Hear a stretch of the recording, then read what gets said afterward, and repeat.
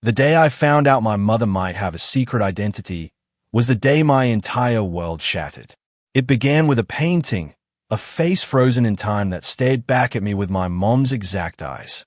What the billionaire owner said next didn't just surprise me. It fundamentally broke everything I thought I knew about my quiet, simple life. My name is Rowan Fletcher, and I'm 32. I live in Ashford, a tiny town nestled between endless pine forests and mountains that seem to weep rain almost year-round. My job isn't glamorous. I fix lights.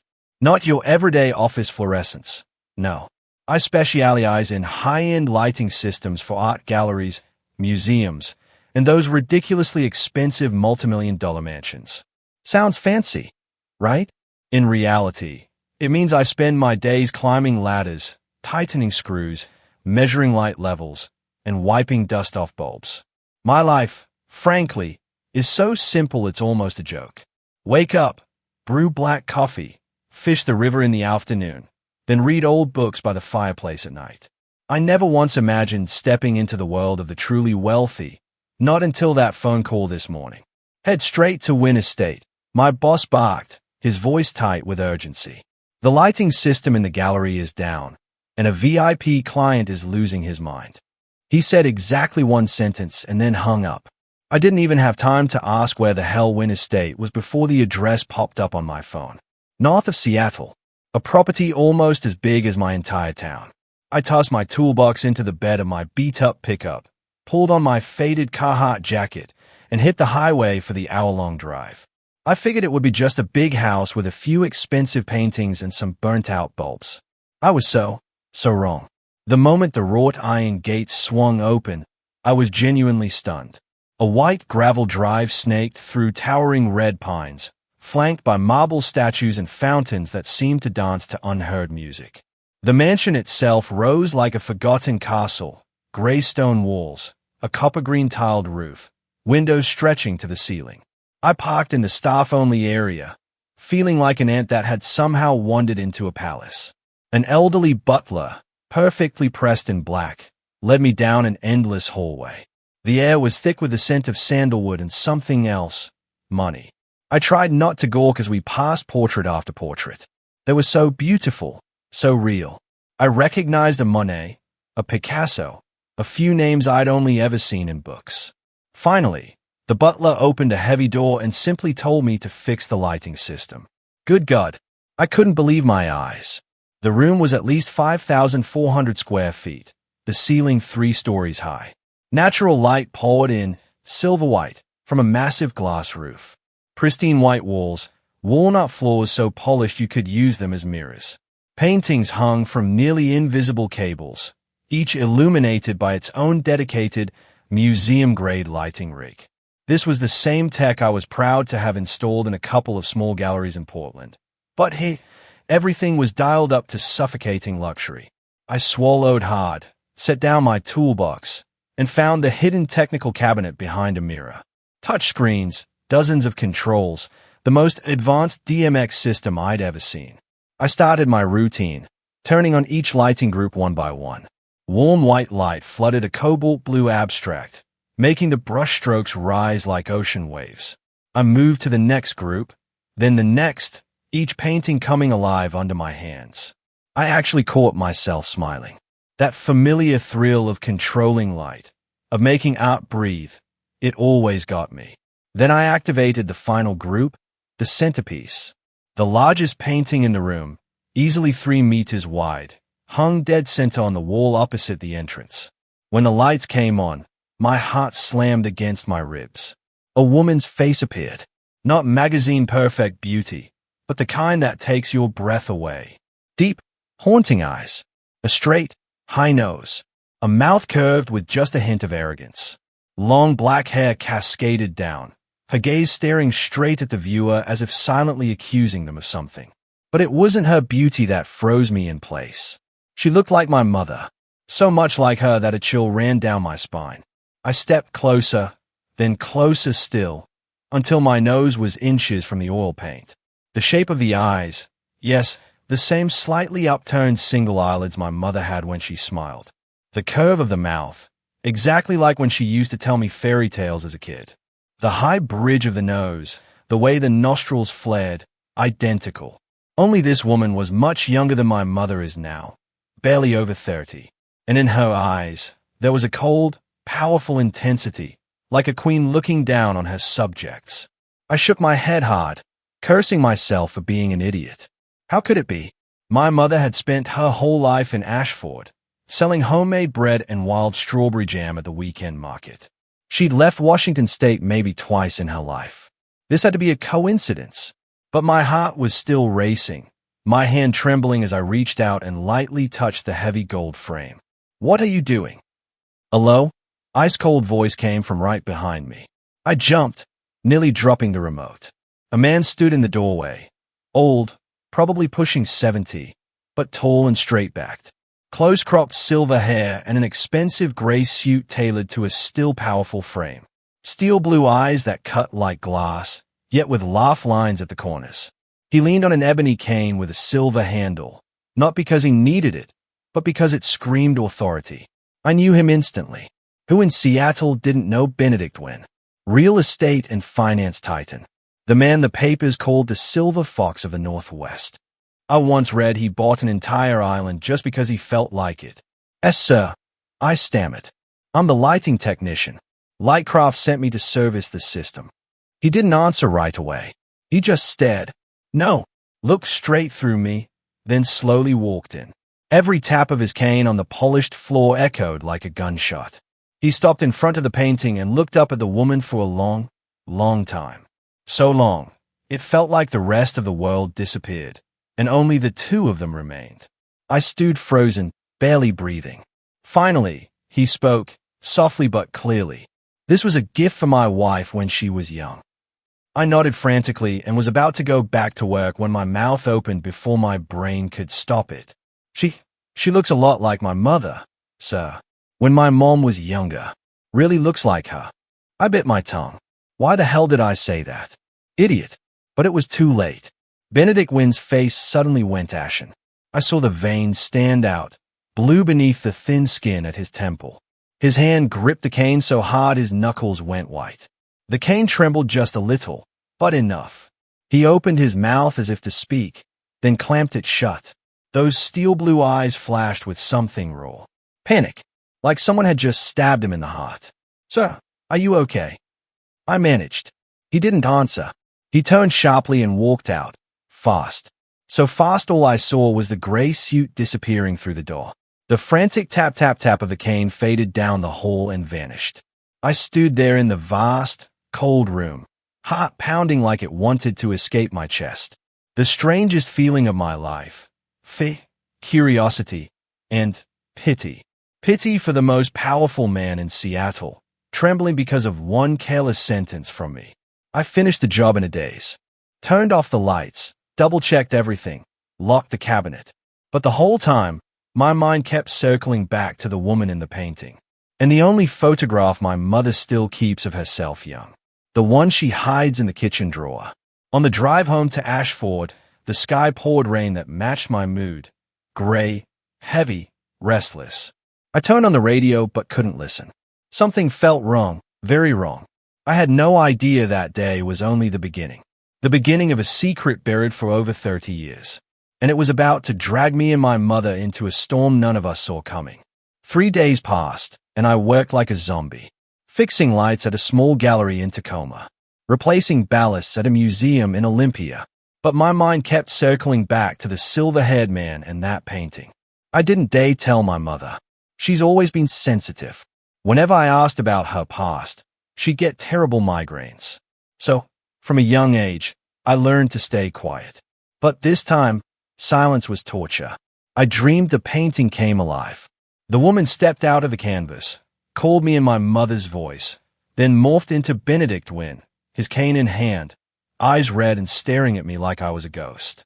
Wednesday morning, I was sitting in the office, which was really just a converted old warehouse reeking of bulb oil and burnt coffee, when the secretary knocked timidly. "Rowan, someone's here to see you." "Who?" She swallowed hard and whispered, Mr. Benedict Wynn is waiting in the lobby and says he has to talk to you."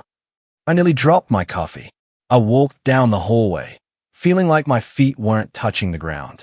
There he was, sitting on the cheap plastic waiting room chair, his expensive gray suit glaring against the peeling paint and cardboard boxes.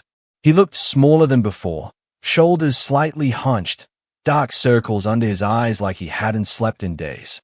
The ebony cane rested across his knees, both hands gripping it tight. When he saw me, he stood immediately. His voice was quiet. "Rowan, I'm sorry for showing up like this. May I speak with you for a moment?" I nodded like a robot and led him to the meeting room.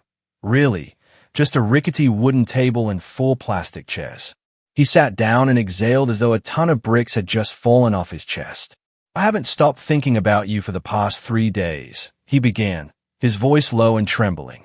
"About what you said in the gallery. About your mother." I swallowed. "I'm sorry if I said something wrong that day." "No." He raised a hand to stop me, his eyes locked on mine. "You didn't say anything wrong. On the contrary, you were right. So right that I haven't slept." He paused for a long time, searching for words. I saw his throat working. "I want to meet your mother," he said, almost in a whisper. "Whatever it takes." My jaw dropped. "Me? My mother? Why, sir? Are you sure?" I have never been more certain of anything in the last 33 years. He looked at me, those steel blue eyes now bloodshot and glistening. "You don't understand, Rowan, but I'm begging you. Please, take me to her. Just once." I didn't know how to answer. 1,000 questions exploded in my head. Why does he want to see my mom? Why is he crying? Why is he shaking? But watching him, the most powerful man in Seattle, curled up small in front of me, all I felt was pity. Strange, overwhelming pity. I nodded. "Okay, I'll take you." The drive from the office to Ashford had never felt so long. I drove my old pickup. Benedict sat in the passenger seat, a spot I never imagined a billionaire would occupy.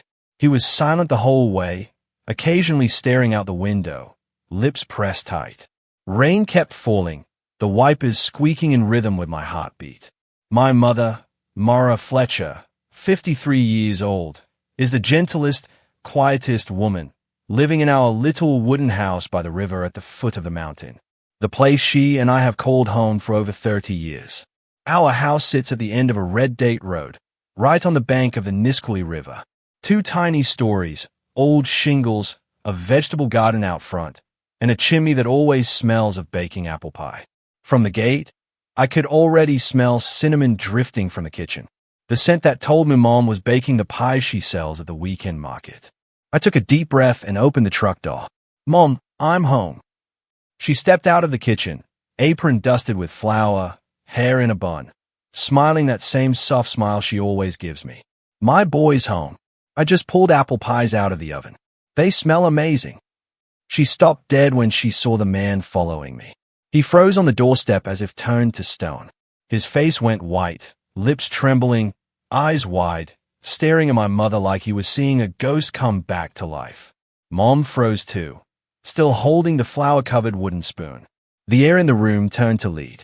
He took one step forward, then another. The cane slipped from his hand and clattered to the floor unnoticed. His voice broke, raw in a way I'd never heard anyone speak. "Juniper." Mom flinched. The spoon fell and shattered on the floor.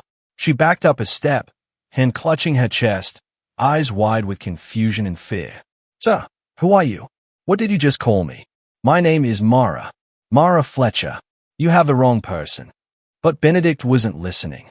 He took another step, tears already streaming down his wrinkled cheeks. "Juniper, is it really you? You alive?" Mom kept backing up until her back hit the kitchen table. Her face was frantic. "I don't know what you're talking about, son. Who is this man?" Before I could open my mouth, Benedict dropped to his knees. Literally, both knees hitting the wooden floor, hands shaking as he reached out, but didn't dare touch her. "Juniper, it's me, Benedict. Benedict Wynn. Don't you remember me? You disappeared. I looked for you for 33 years. Mom shook her head frantically, her voice rising in panic. "I don't know you. I've never met you. What are you doing in my house, Rowan? Who is he?" I stood rooted between them, not knowing what to do. My heart was pounding so hard I thought it would burst. Benedict kept trying, his voice shaking. Juniper, you vanished over 30 years ago. I searched everywhere. Don't you really remember? We were in love. We were going to get married. Mom's face went even paler, but not from memory flooding back. From genuine terror of a stranger who had just burst into her home, calling her by a strange name, saying insane things. She backed up until she hit the table, her hands gripping a chair for support. I don't know what. Her voice cracked, almost a scream. I never heard my mother raise her voice, ever. Benedict froze, tears still falling. But this time, he didn't move closer. He bent down, picked up his cane, his voice broken. I'm sorry. I didn't mean to scare you. I thought. I stepped to Mom's side and put my arm around her. She was shaking like a leaf. I turned to Benedict, my voice firm. Sir, please go. My mom, she's okay. I'll take care of her. Benedict looked at my mother one last time, his eyes filled with pain and utter despair, like a man who had just lost everything all over again.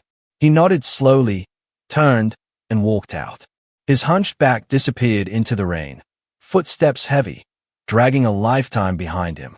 I shut the door and held my mother as she collapsed into a chair, hand over her heart, breathing hard.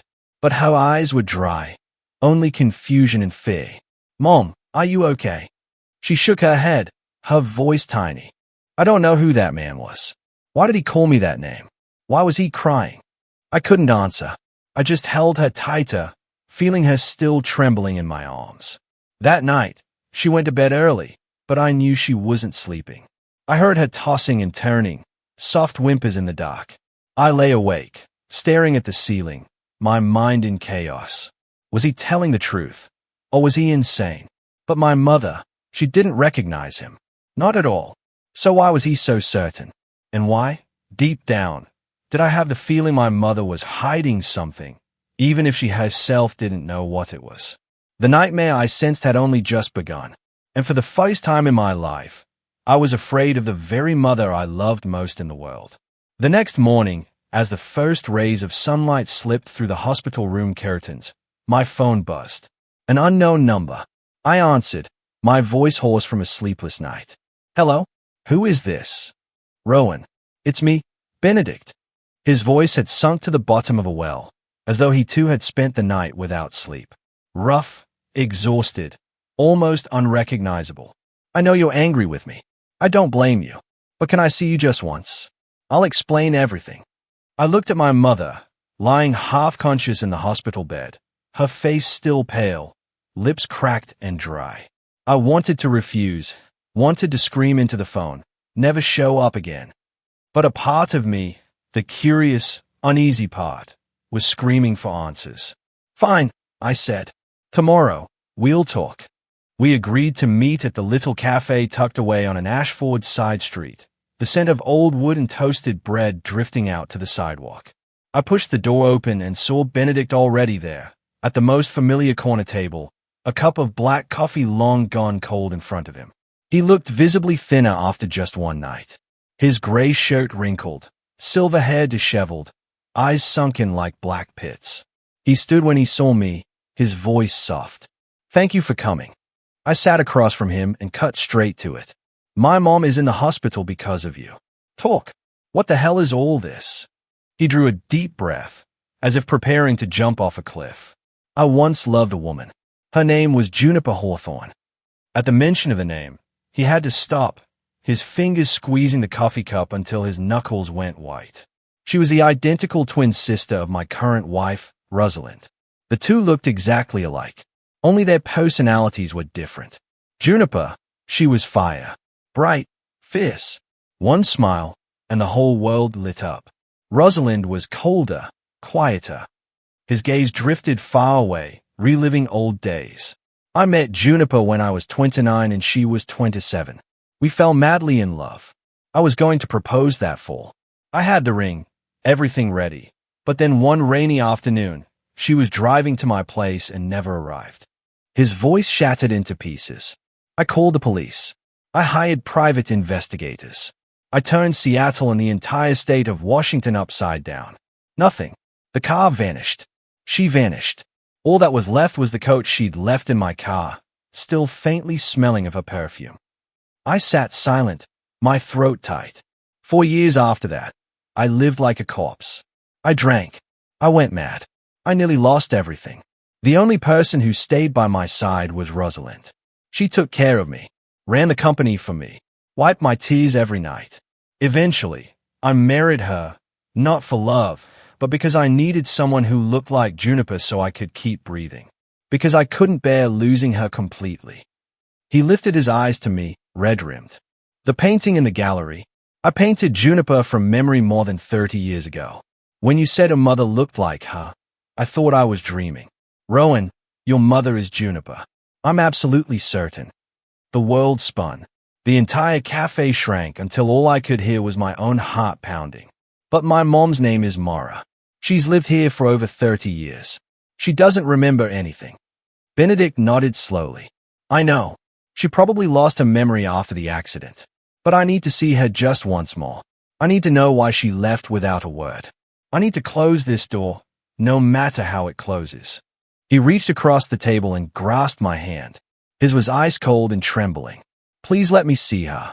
I looked into the eyes of a man who had carried this pain for half his life, and I nodded. I never imagined I had just opened a different door, one that led straight to hell. By the way, if you're still with me, make sure to hit subscribe. More unbelievable stories just like this are coming. The days that followed were the longest of my life. Benedict started coming to the house regularly. No luxury car, no bodyguards, just him driving an old Jeep, wearing turtlenecks and faded jeans, looking more like a retired grandfather than a billionaire. He brought donuts, wildflowers picked from the roadside, old photographs carefully wrapped in plastic to keep them from creasing. But my mother hid from him. Every time she heard his car pull up, she quietly slipped out the back, locked herself in her room, or pretended to sleep. Once he stood on the porch for a full hour in the drizzle. I finally invited him in, but Mom never came down. I made him tea and listened to him talk about Juniper, about weekend drives along the Oregon coast, about the time she laughed until she cried because he dropped an entire cake on his shirt. I was torn in half between them. On one side, my mother, the woman who raised me on toast and fairy tales, now curled up inside an invisible terror. On the other, the silver-haired old man who showed up every day with a flicker of hope in his exhausted eyes. Then one pouring afternoon, Mom called me into her room. Son, tell him to come in. I could hardly believe my ears. Benedict stepped inside, soaked. Rain dripped from his hair onto the floor. He stopped at the kitchen doorway, afraid to take another step, as if one more might shatter everything. Mom sat at the table, her hands wrapped around a mug of herbal tea, staring straight ahead. Mr. Wynne, she said, her voice unnaturally calm, though I could hear the tremor beneath it. I'm a woman who had a husband and a son. My husband died 10 years ago. I have a peaceful life here, and I want to keep it that way. I truly don't remember the woman named Juniper you keep talking about. Maybe long ago I knew you. Maybe I once had feelings for you. I don't know. But that person, if she really was me, no longer exists. For more than 30 years, I have lived here as Mara Fletcher, Rowan's mother. And that is the only life I know. Please respect that. He opened his mouth, but no words came. Mom continued, her voice soft yet sharp as a blade. Please don't come here anymore. Don't bring the past to destroy my present. I'm begging you. The air in the kitchen was so heavy I could hear every raindrop on the roof. Benedict bowed his head for a very long time. Then he nodded slowly, like a man whose spine had just been pulled out. I understand, he said, his voice raw. I'm sorry for disturbing you. I won't come back. He turned and walked out, shoulders hunched under the rain. I ran after him, wanting to say something, but he only raised a hand to stop me. Let her be, Rowan. She's chosen her new life. I'm just the past. He climbed into the Jeep and drove off without looking back, disappearing around the bend in the downpour. I went back inside. Mom sat motionless, the tea long cold in her hands. She wasn't crying. She just stayed out the window where the rain kept falling. I stood behind her, wanting to hug her, but not daring to, because for the first time, I realized my mother no longer knew who she was, and that feeling hurt more than anything I had ever experienced. In the weeks that followed, our house sank into a heavy silence. Mom still got up early to bake, still weeded the garden, still smiled at me every morning. But that smile was as fragile as the sugar glaze on sponge cake. One light touch and it would shatter. She never mentioned Benedict again, never asked if he had come back. It was as if by never speaking of it, the whole thing would simply disappear. But I couldn't stop thinking. I began watching Benedict from a distance. He truly never came to the house again. Yet, I still saw him. He would park 2 streets away in his old Jeep and just sit there, staring toward our kitchen window. On the coldest nights, when the wind cut like a knife, he stayed until late, his breath fogging the windshield. I watched from behind the curtains as he wiped the glass, looked again, wiped again. He never honked, never got out. He just sat like an old man waiting for someone from a past life to return. I knew he wasn't lying. A man with his power had no reason to stage such a clumsy act. But my mother wasn't lying either. She had never lied to me, not once. So where was the truth? That question gnawed at me every day. I started remembering the tiny moments when, as a child, I'd asked, "Mom, where were you from before?" She would only smile, pat my head, then suddenly clutch her temples in pain. My father, the gentleman who died 10 years ago, would pull me outside and whisper, "Don't ask your mother about the past, son. It gives her terrible headaches." I was little, so I obeyed. Eventually, I stopped asking. Now, looking back, I wanted to slap myself for being so stupid. The unease grew until I couldn't sleep. I lay in bed listening to the Nisqually River rushing outside, the wind whistling through the cracks, and I knew I had to do something. I couldn't keep pretending everything was normal. I started investigating alone. First, old Mrs. Glattis at the general store. She's so old she needs a cane, but her memory is sharp as ever.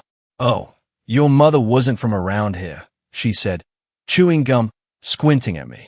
I remember it clear as day. One stormy night, your dad carried a soaking wet woman up from the riverbank, covered in blood. He was shouting for help. I was young then, ran out to see.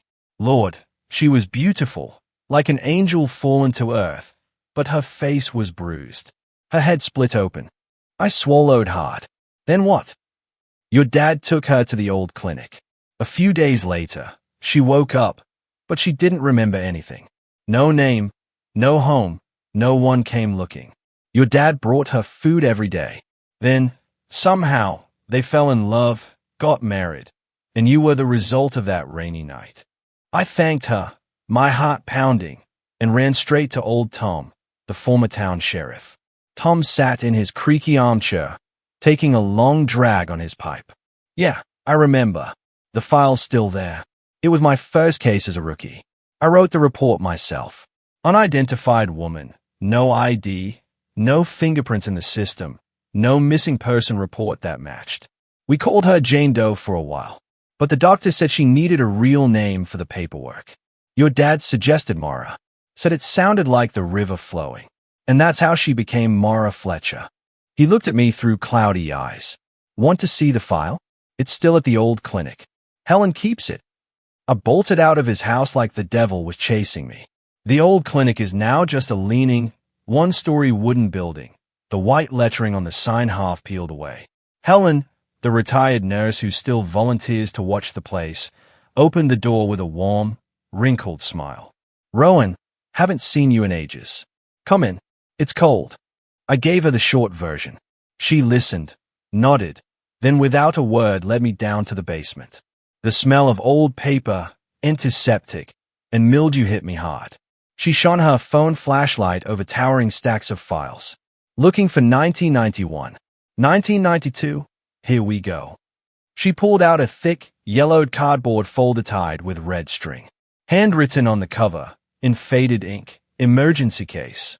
Female, approximately 28 to 32 years old. Identity unknown. October 14th, 1991. My hand shook as I opened it. First page, the old sheriff's report. Female found unconscious at 2:13 a.m. on the Nisqually riverbank near the old wooden bridge. Multiple traumatic injuries. Signs of fall from height or motor vehicle accident. No identification. No matching missing person reports. Next page, doctor's notes. Multiple contusions to head, torso, limbs. 3 fractured ribs. Severe traumatic brain injury. Evidence of prolonged oxygen deprivation. Suspected near drowning.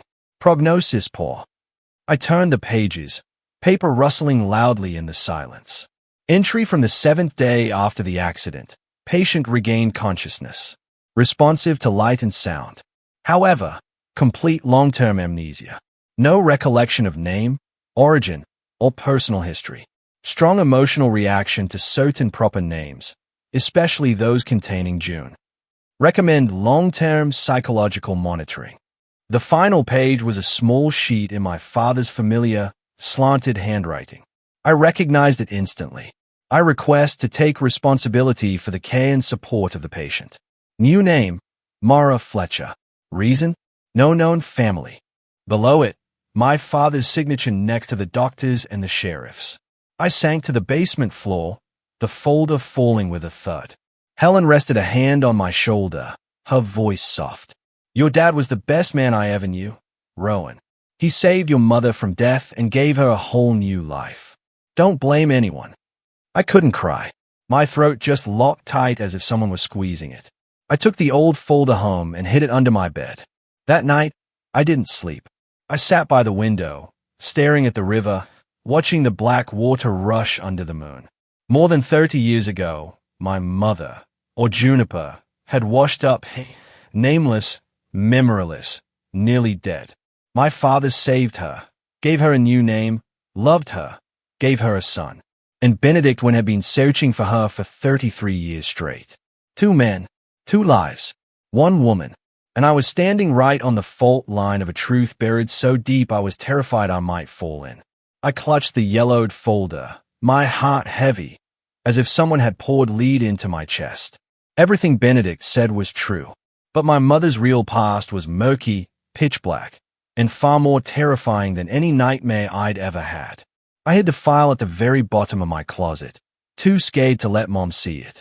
Every night I lay listening to her tossing and turning in the next room, soft whimpers slipping through the cracks like wind through a window. I wanted to ask her, wanted to shout that I knew everything now.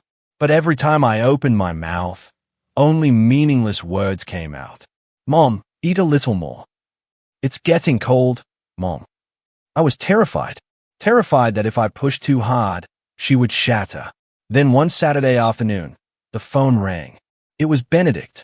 His voice was soft, almost shy. Rowan, I'm having a small gathering at the house this weekend. Just a few old friends, nothing loud. I'd like to invite you and your mother. I want to apologize to her properly in front of everyone so she knows I mean no harm. I was about to refuse instantly, but he added one sentence that silenced me. If she doesn't want me around after this, I will never bother her again. Just this once. I told Mom. She was kneading pumpkin pie dough. Her hands froze mid-air, white flour drifting down like snow onto the cutting board. There's no need, son. I don't want. I knelt beside her and took her hands. Those flour-dusted, calloused hands that had washed dishes, kneaded dough, and wiped my tears for over 30 years. Mom, I think you should go. Just once. To put it all behind us. I can't stand seeing you this afraid anymore. She looked at me for a long time. Her eyes clouded. Then she nodded, her voice barely audible. All right. For you, I'll go. The day came faster than I expected. I drove Mom up to Wynn Estate. She wore her old forest green wool dress, the one she saved for holidays, her hair pinned up, no makeup. I saw her nervously adjust the rearview mirror several times. I squeezed her hand. If you don't want to do this, we turn around right now. I promise. She forced a smile, but her hand was ice cold. The gates opened. This time, no butler. Benedict himself was waiting on the front steps, wearing a gray turtleneck, silver hair neatly combed, holding a bouquet of pure white daisies. He bowed deeply as Mom stepped out of the truck. Thank you for coming, Mara. She only gave a tiny nod, her eyes fixed on the ground. We walked into the main hall. Soft crystal chandelier light, slow piano music drifting from the living room, the scent of pine and cinnamon. Only about 10 guests, all older, talking quietly. I exhaled in relief. No lavish party like I'd feared. Then everything collapsed in a single second. The living room doors opened and Rosalind Wynne walked in. She was beautiful in the cold, polished way of old money. Platinum blonde hair in an elegant updo, a long black silk dress, a diamond necklace glittering. She held a champagne flute, smiled politely at the guests. Then her gaze swept the hall and stopped. Stopped dead on my mother's face. Time froze. I saw every stage on Rosalind's face. The smile vanished. Her lips trembled. The flute slipped from her fingers and shattered on the marble, champagne spreading like blood. Her face went white as death. Her eyes wide with horror, as if she was staring at a corpse that had just stood up. Her voice cracked, high-pitched and broken. "Sister, why aren't you dead?" The entire hall went silent. Rosalind lunged forward 2 steps, her finger pointed straight at my mother, shrieking, "You were supposed to be dead. I pushed you into the river myself. How are you still alive? How dare you come back here?" Mom stood rooted, her eyes huge, then suddenly clutched her head. I heard her let out a heart-wrenching cry of pain, as if I could actually hear something ripping inside her skull. She staggered, her hands groping for support, then collapsed onto the cold marble floor. Mom, wake up." I dropped to my knees and scooped her up. She was completely unconscious, her face chalk white, lips turning blue. I heard Benedict shouting for help, guests panicking, but it all became a distant roar in my ears. I carried Mom outside, barefoot over broken glass without feeling it. Behind me, Rosalind was still screaming. "She's a ghost. She's a demon." Benedict's voice roared for someone to shut her up. I laid Mom in the back seat, jumped behind the wheel, and floored it to the nearest hospital. In the rearview mirror, I saw Benedict's black Bentley racing behind us, headlights flashing like it was weeping. Northgate Private Hospital. I carried Mom into the ER, yelling for doctors. Benedict ran in after me, his face drained of blood, frantically asking nurses questions. They wheeled her away, leaving us sitting in stunned silence on the plastic chairs in the hallway. An hour later, the doctor came out. Not life-threatening, but an extremely severe psychological shock. She needs complete rest. Avoid all strong triggers.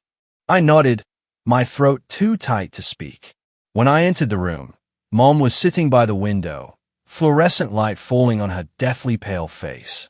She stared out at the drizzling rain, her eyes sunken, unblinking. I whispered, "Mom, you awake?" She turned, but those weren't my mother's eyes anymore. Empty, distant, like a soul had left the body. Benedict stepped in behind me, his voice trembling. Mara, I'm so sorry. I never imagined Rosalind would. I didn't know." Mom looked at him. Just looked. No anger, no fear, only cold, faraway emptiness, as if she were gazing at a stranger from another life. He bowed his head and backed out. The days that followed were hell. Mom came home, but she was no longer herself. She spoke little, smiled less, often sat for hours by the window, staring at the river, clutching Dad's old wool scarf. Some evenings I came home and found her whispering to the empty air, "Juniper? Who is Juniper?" then falling silent the moment she saw me. I asked. She only shook her head with a forced smile. "I'm fine. Don't worry." But I knew she was lying, and I knew that deep inside her mind, a door had just been kicked open, and the darkness was pouring out, swallowing her piece by piece. At night, I lay in bed listening to her slow, steady footsteps, pacing the house like a sleepwalker. I was too terrified to sleep, clutching the old file under my pillow, asking myself, does the truth really set us free, or does it only drag us all deeper into the abyss? In the days following the party at Wynne Estate, my mother became a ghost inside her own home. She still cooked, still did laundry, but every movement was slow, lifeless. Some nights, I woke to the sound of muffled crying.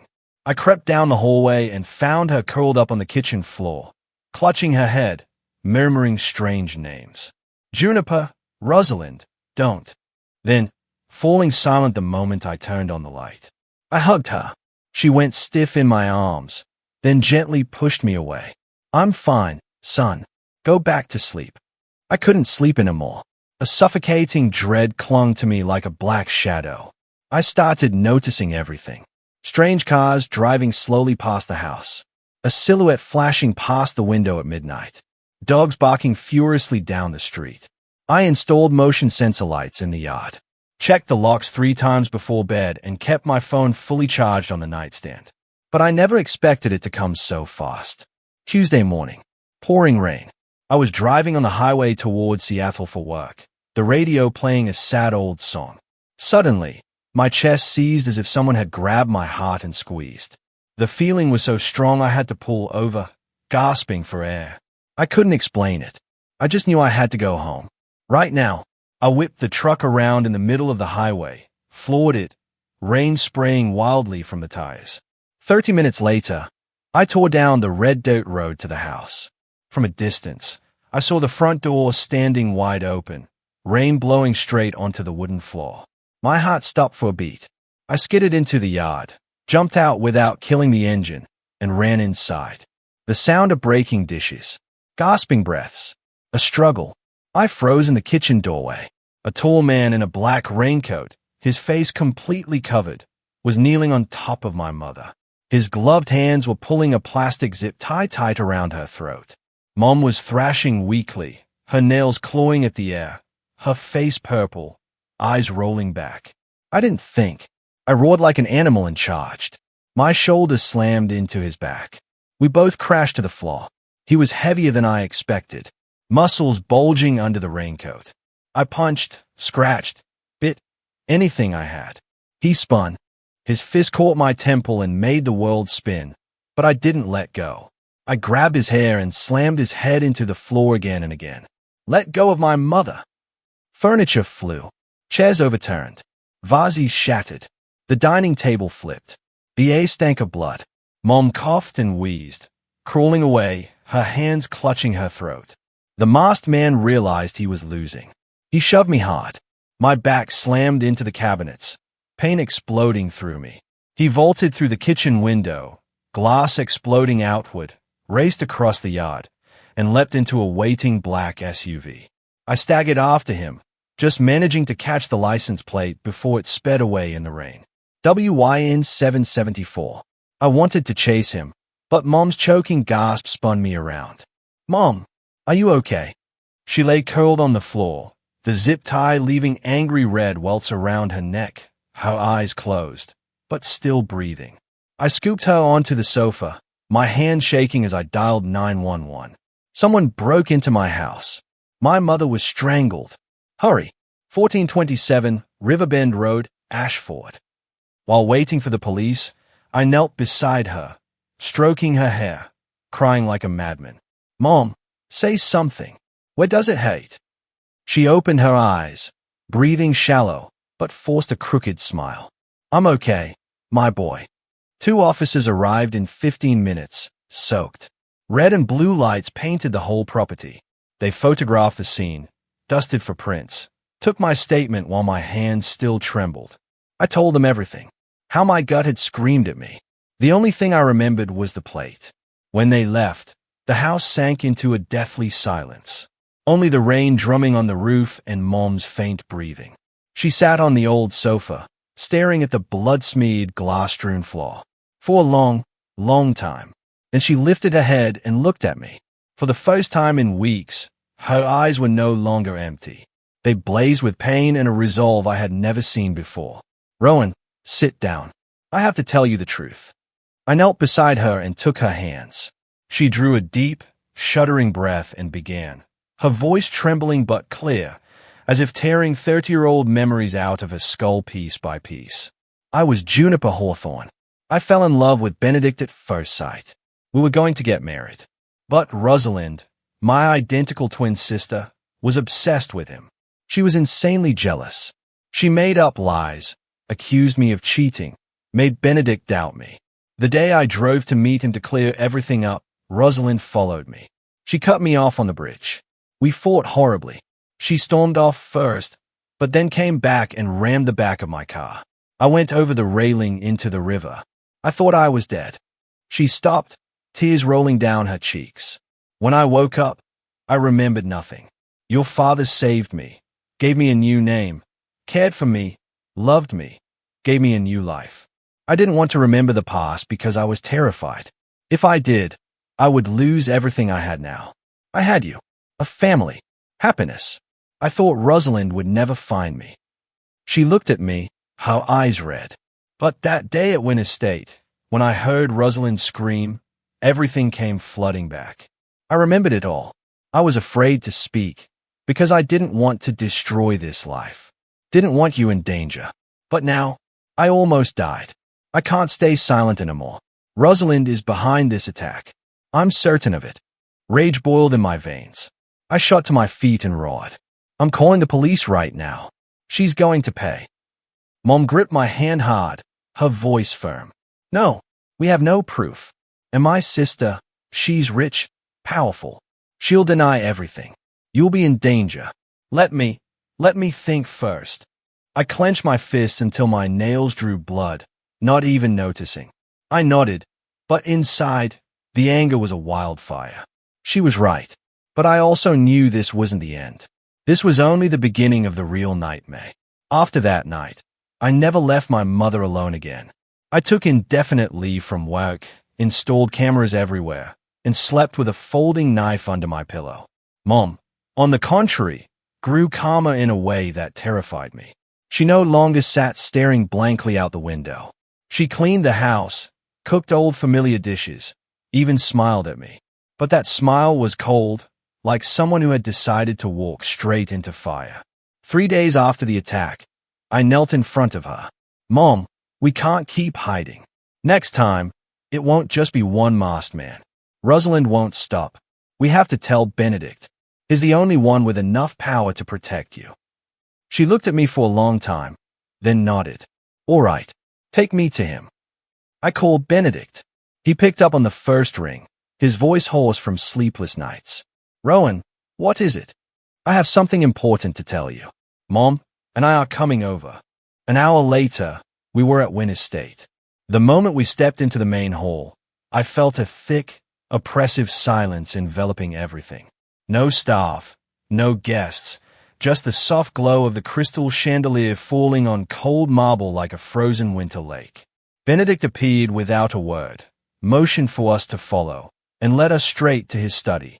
A dark, oak-paneled room smelling of old tobacco and leather, heavy with decades of secrets. He closed the door, turned to my mother, his voice trembling. Mara, are you all right? The attack, Rowan told me. Mom cut him off. She took one step forward, stood directly in front of him, and looked him straight in the eye. Benedict, she said, her voice steady, unshaking. I remember everything now. The world stopped. Benedict froze. His face went ashen, his lips moving soundlessly. Then he staggered back a step, hands reaching out as if to touch her, but afraid she would vanish. Tears welled up and rolled down his wrinkled cheeks. Juniper, you really remember? Mom nodded. Yes, I remember everything. I remember you. The afternoons on Cannon Beach, the ring you hid in your coat pocket, the rainy night on the Nisqually Bridge, and how Rosalind pushed me into the river. Benedict broke. He collapsed to his knees, wrapped his arms around her as if she might dissolve, and sobbed, deep, wrenching sobs that echoed through the huge room. The cries of a child who had lost his mother for 33 years and just found her again. Juniper, I'm sorry. I'm so sorry. I searched for you all these years. I thought you were dead. Mom stroked his hair gently, but her eyes stayed dry. She let him cry for a long time, then softly pushed him away, her voice still calm. Benedict, listen to me. 3 days ago, Rosalind hired someone to kill me. The second time. Benedict's face changed instantly. He rose, his eyes blazing with a fury I had never seen in a 70-year-old man. Son, show him the license plate. I held up my phone. The photo of WYN 774. Benedict stared, his knuckles turning white as he gripped the phone. His voice dropped to ice. Fine. Leave the rest to me. Within 24 hours, when his state became a war room, private security, lawyers, investigators, financial experts, ex-FBI, everyone mobilized. Screens glowed. Printers whirred. Phones rang non-stop. Mom and I sat and watched them peel back Rosalind's layers like an onion. They traced WIN 774 to a shell company registered in Delaware. Dig deeper. The sole beneficiary? Rosalind W. Bank records showed 3 transfers of $150,000 each to the driver, sent days before the attack. Traffic cameras. The black SUV circling our house for 10 straight days. Then they dug into the past. They found Mom's old green Volvo in an Ashford evidence impound. Still there, rusted, dusty, clear re-end damage. Metallic green paint chips cross-referenced with Rosalind's 1991 insurance file. Her Mercedes had a full front-end rebuild the week after the accident, listed as a minor collision. Everything matched perfectly. Benedict sat in front of the screens, his hands shaking as he held the documents. He said nothing for a long time. Then, in a broken whisper, I slept next to a murderer for 33 years. The confrontation happened exactly 4 days later, in the same grand living room where Rosalind had once screamed, "Why aren't you dead?" Rosalind walked in, wearing a crimson dress, her lips blood red, smirking when she saw my mother. "Oh, dear sister is back. What act are you putting on this time?" Mom stood tall, her voice like ice. "Rosalind, why? 2 attempts to murder your own twin sister just for a man. Do you even know what it means to be human?" Rosalind laughed, a shrill, piercing laugh. "Human? You're the venomous snake. You stole Benedict from me. I was the one he loved first. You barged in. Benedict stood. He walked over and slapped her hard across the face. The sharp crack silenced the entire room. Then he threw the stack of evidence at her feet. License plate, transfers, car records, old crime scene photos, everything. Rosalind bent down, her hands shaking as she flipped through the pages. Her face went from red to white to green. "No, impossible. Where did you get?" Benedict roared. "You killed Juniper twice. You lived in my house, slept beside me, smiled at me while you pushed your own sister off a bridge and hired a thug to strangle her. I was blind for 33 years. Rosalind collapsed, clutching his legs, sobbing and begging. "I loved you. I just wanted you to be mine. She deserved to die. She came back to steal you again." Just then, the doors burst open. 6 federal agents marched in, followed by lawyers and a prosecutor. "Rosalind Wynn, you are under arrest for first-degree attempted murder, conspiracy to commit murder, and financial fraud." The handcuffs clicked. Rosalind screamed, thrashing, her hair wild, makeup running. She turned one last time, her eyes burning with hatred and fear toward my mother. "You witch! I curse you! You took everything from me!" Benedict turned away, refusing to look. The doors closed. The screaming faded, then stopped. The room fell silent. Benedict sank into an armchair, his hands covering his face, his shoulders shaking. Mom walked over and placed a hand on his shoulder. I stood behind her, my hand on hers. Outside the window, the rain had stopped. A weak ray of sunlight broke through the clouds, falling across the floor, right where Rosalind had just knelt. The truth, though late and soaked in blood, had finally won. But that victory didn't bring instant laughter. It only brought silence. Heavy, wounded silence that hadn't yet healed. The trial lasted 6 straight weeks, turning the Seattle federal courthouse into a media circus. Every morning, I drove Mom there. We had to push through a forest of lenses. Reporters shouting her name like she was a movie star. "Mrs. Hawthorne, will you forgive your sister?" "Mr. Wynn, do you regret marrying a murderer?" I held Mom's hand tight, shielding her with my body while Benedict followed behind, his face stone cold, not answering a single question. Inside the courtroom, the air was even thicker. Rosalind sat in the defendant's chair, still trying to keep her initial haughtiness. Hair in a high bun, elegant black dress, blood-red lipstick. But by the 3rd day, the mask began to crack. Benedict's lawyer, a tall, thin man with a voice sharp as a blade, presented the evidence one by one. Bank transfers. The license plate from the attack. The 1991 insurance file.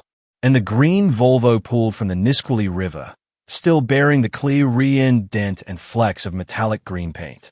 At first, Rosalind sneered, calling it all fabrication and slander.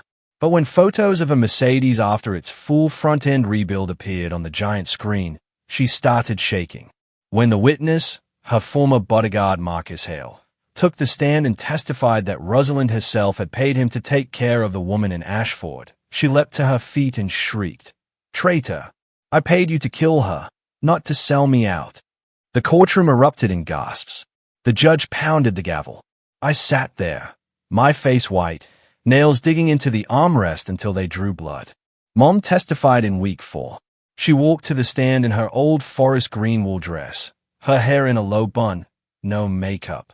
She recounted the rainy night on the bridge, her voice calm, clear, never once looking at Rosalind. When she said, "I heard my own sister laughing as my car went into the water," the entire room fell dead silent. I saw Rosalind's head drop, her shoulders trembling. I couldn't tell if it was crying or rage. Sentencing day came on a freezing November morning. The judge, an older woman with stern eyes, read the verdict without emotion. Rosalind Wynne, conspiracy to commit murder and related charges. Sentence, 28 years imprisonment. No possibility of parole. The gavel fell like thunder. Rosalind jumped up one last time, screaming like a madwoman. "I'm not guilty. She stole everything from me." 2 officers forced her down, cuffed her, and dragged her away. She turned one final time, her eyes burning with hatred and fear toward my mother. I hugged Mom. She didn't cry. She only whispered, "It's over, son." After the trial, Benedict moved fast and decisively. He filed for divorce that same week. He revoked every asset ever transferred to Rosalind. Houses, shares, trusts, everything redirected to a new charity foundation named after Juniper Hawthorne. He held an outdoor press conference. No microphone, no theatrics. He simply stood in front of hundreds of cameras, bowed deeply, and said, "I was blind for 33 years. I let the woman I loved suffer and kept a murderer by my side. I am sorry to Juniper, to Mara, and to everyone hurt by my stupidity." He answered no questions. He just turned and walked away. A month later, he sold Wynne Estate. He bought a tiny wooden house, one dirt road away from ours, right by the river. Old shingles, a mossy roof, a wild vegetable garden, a rotting fence. He fixed it himself, hammering nails, painting walls, planting young pine trees. I'd come home and find him in an old t-shirt and muddy jeans, his hands scratched and bleeding. But his eyes were bright every time he finished something small. He started coming by our house every day. No fancy clothes, no expensive gifts, just a simple lunchbox or a warm bag of pastries from the town bakery. He fixed Mom's fence, changed burnt-out bulbs, chopped winter firewood. Some evenings I'd come home and find him on his knees in the garden, his hands caked in dirt, planting more white daisies, the flowers Mom loved when she was young. At first, Mom kept her distance. Polite thanks. Then the door closed. But gradually she left the door open. Let him sit at the kitchen table, drink the herbal tea she brewed. Let him talk about the old days, his voice rough with emotion. He asked for nothing. He just stayed close, quietly, as if saying, "This time, I'm not going anywhere." Then one late autumn evening, the air crisp, pine needles covering the yard, we sat in our little kitchen, the old familiar smell of baking apple pie and crackling firewood in the stove. Benedict had brought a bottle of red wine from his old cellar, but none of us touched it. We just sat drinking tea, listening to the river outside. Mom looked at him for a long, long time. Then she set her cup down, her hands trembling. "Benedict, there's something I've never told anyone. Not even Rowan." He looked up, his eyes worried. "Tell me. I'm listening." Mom took a deep, shaky breath. "That year, when the accident happened, I was pregnant. Almost 3 months. Time stopped. Benedict froze. His face went white, his fingers clenching until the knuckles were bloodless. He stared at Mom, then at me, then back at Mom, his eyes wide with disbelief. You, you're saying the baby. Mom nodded, tears finally falling. Rowan is your son. I felt the world shatter around me, then slowly piece itself back together into something completely new. I looked at Mom. I looked at him. At the woman who raised me on toast and fairy tales. At the man who had searched for her for 33 years, who had wept in front of me, who had knelt in the rain just to watch her from afar. My father, the gentle man who saved her, gave her a new name, loved her unconditionally, had been gone 10 years. But this man was the one who gave me life. Benedict stood, swaying like he was drunk. He stepped toward me, his hands shaking as he reached out, then stopped mid-air, afraid I would vanish. Rowan, son, you're my son. I couldn't speak. I just nodded, tears spilling over. He pulled me into his arms, a strong, warm embrace that smelled of pine and salt tears. I felt his old heart pounding wildly against my chest. Mom stood, walked over, and the three of us held each other in that small kitchen, under the warm yellow light. Tears flowed freely, but this time they weren't bitter. They were sweet, full of joy, overflowing.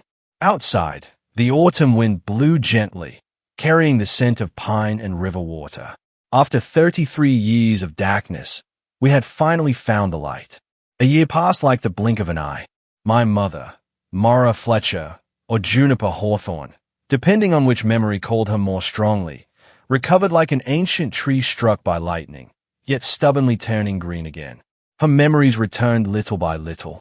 The smell of coffee Benedict used to brew when they were young, the bright laughter of 15-year-old Rosalind, and the husky singing voice of my late father, the man who had passed away as he sat by the fireplace lulling me to sleep. The headaches vanished completely. She laughed more, slept better, and for the first time in many years, she could look straight into the mirror without seeing a stranger. I was different. I was no longer just learning to live with myself. I started working at Win Global Holdings, but not in some fancy Seattle office. Benedict gave me a small project, converting the lighting systems for the entire chain of art museums he sponsored. The job took me all over the Northwest, climbing ladders, measuring lux, calculating light angles. Exactly my specialty. He didn't play favorites or interfere. When he handed me the contract, he said only one thing. Do it well and you stay. Do it poorly and you're out. I don't raise my son on handouts. I grinned, signed, and threw myself into it like a madman. 6 months later, the project finished 2 weeks early and 30% under budget. He just nodded, clapped me on the shoulder. Good work, son. Now come home for dinner. Benedict changed the most. He sold nearly all his money. The little wooden house next to ours is now properly fixed up. White paint, red tile roof, neat vegetable rows, a brand new pine fence. He cooks for himself, does his own laundry, drives his old Jeep to the market at 5 in the morning. He stops by our house every single day without fail.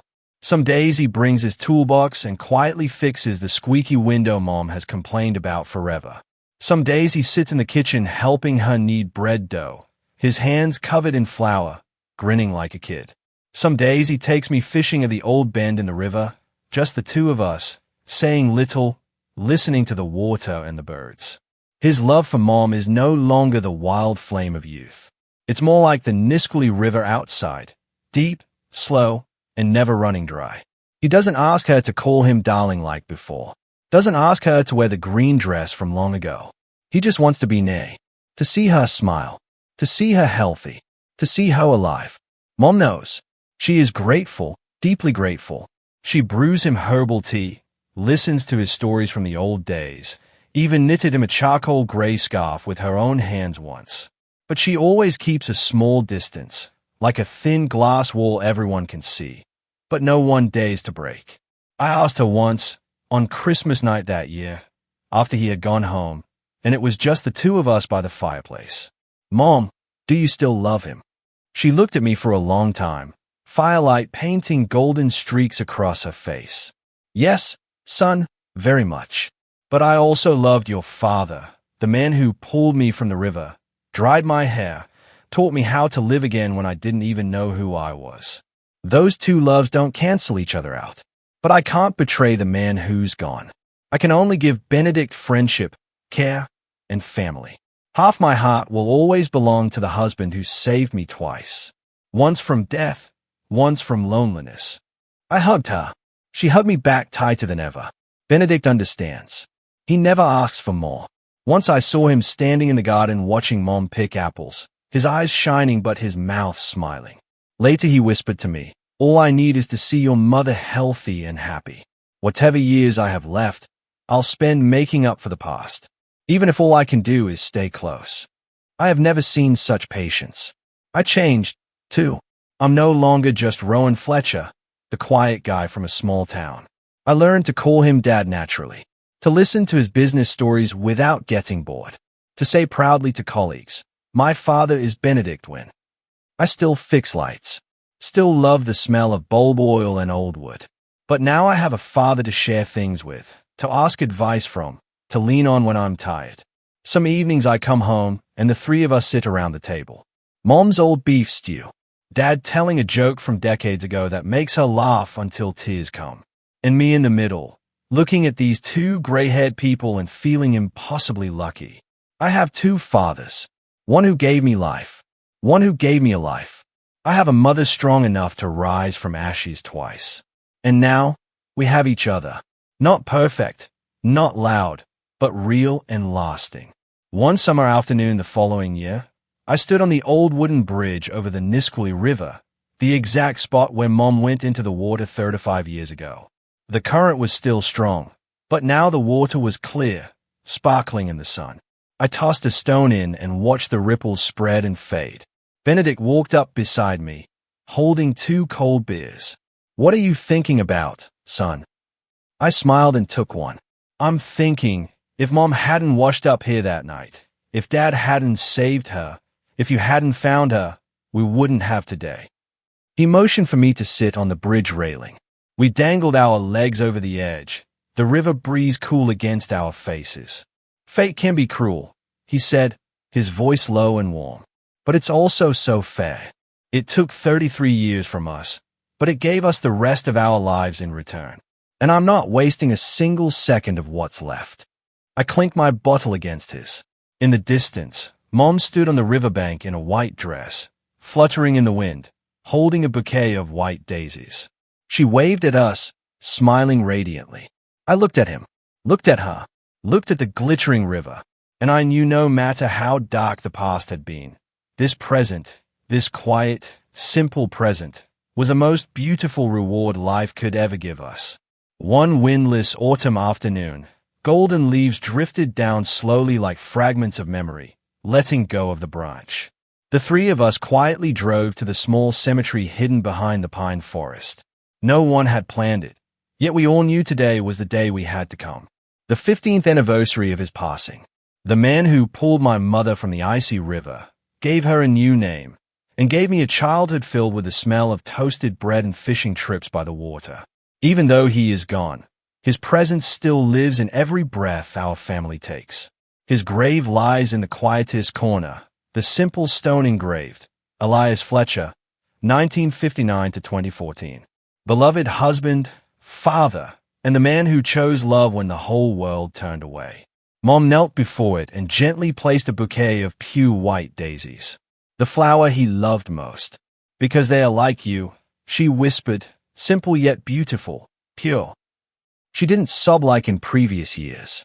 Only a few silent tears fell, soaking into the red earth.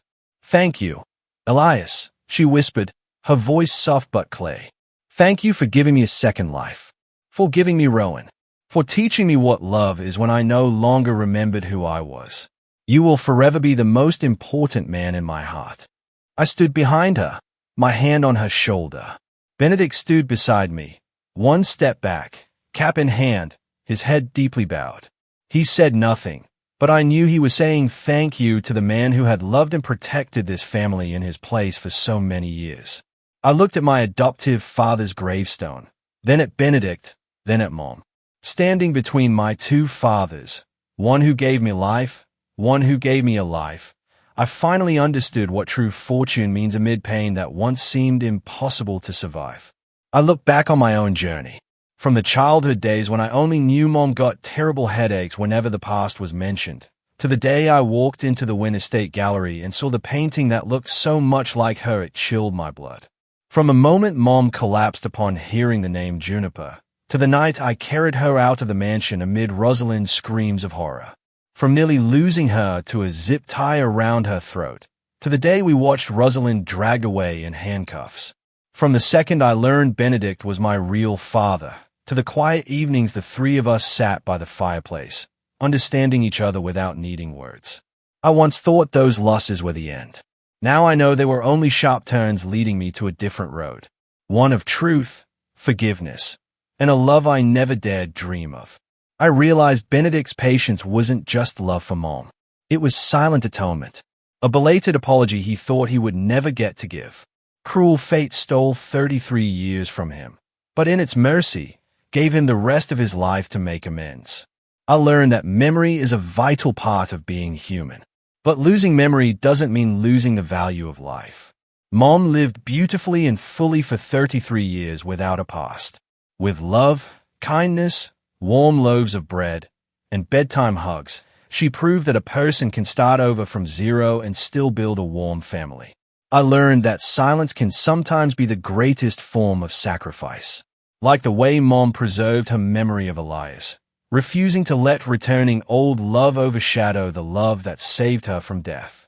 She chose to honor the man who was gone, even though her heart still fluttered when Benedict brewed coffee exactly the way she liked it decades ago. I understood that family isn't only blood. Family is who stays when the storm hits, who never lets go even when the world collapses. Elias Fletcher saved my mother, gave her a new name, raised me for the first 19 years of my life. He didn't give me life, but he was my father in the most beautiful sense of the word. And Benedict Wynne, my biological father, who had to learn fatherhood from scratch with patience, humility, and the love of a man who once lost everything. Between the two of them, I am the luckiest person alive. I realize that truth, no matter how late it arrives, has a healing power no empty words can match. It hurts. It rips open old wounds. But it is also what stitches broken lives back into a complete picture. From my own life, I drew one simple yet profound lesson. No wound is meaningless. Every cut, every pain, every sleepless night leads us to a stronger, kinder, more grateful version of ourselves. If you are hearing these words and facing your own darkness, I only want to say one small thing. Don't run so fast trying to escape it. Keep one small light with you. Maybe patience. Maybe kindness. Maybe just one person you can trust. That light won't chase the darkness away instantly, but it will guide you through step by step until you see the light at the end of the tunnel. Forgiveness isn't about erasing someone else's guilt. Forgiveness is about freeing yourself from the invisible chains that have held you too long. And finally, I believe that loving the right person in the right way, no matter how late it comes, is always worth the wait. The way Mom waited 33 years to hear her real name spoken again. The way Benedict waited a lifetime to hold me once. The way Elias waited for Mom on that riverbank like fate itself, on a rainy night no one could have foreseen. If love is real, it will always find its way home. I stood up from Elias's grave, wiped my tears, and looked at Mom and Benedict holding hands in silence, saying nothing. A gentle autumn breeze carried the scent of damp earth and fallen leaves. I smiled. This isn't a fairy tale happy ending. This is a real one. Quiet, simple, and beautiful enough to move the soul. And for me, that is more than enough. What about you? Have you ever had a moment that completely changed your perspective on family, truth, or forgiveness? Tell me what you think in the comments below. I really want to know.